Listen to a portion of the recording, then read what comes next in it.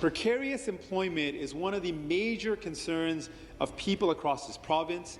More and more we're seeing, Mr. Speaker, people that are being hired in precarious positions, people that are hired in part-time employment with no sense of when they're going to be called in for work, with no sense of security. The Law Commission of Ontario did a very comprehensive report, as did many other organizations, and they went into discussion around the impact of precarious employment. Precarious employment has significant impacts on family lives, on individual stress levels.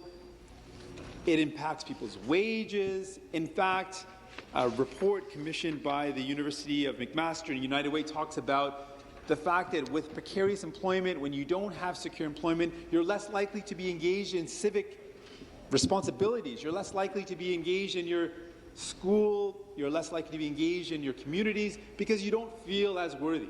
These are some serious issues.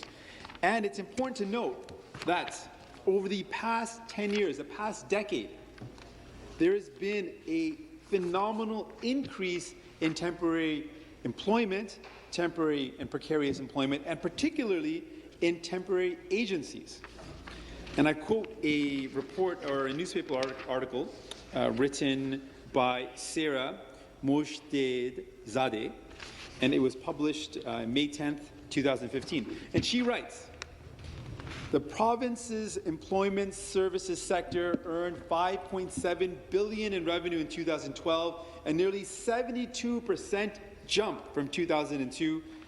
Temporary agencies account for an estimated 60% of the industry's total revenue, and I point a 72% increase in temporary agencies in the past decade. Guess who was in power over this past decade? Guess whose responsibility it is that we've seen such an increase in temporary job agencies? It's this government, the Liberal government of Ontario.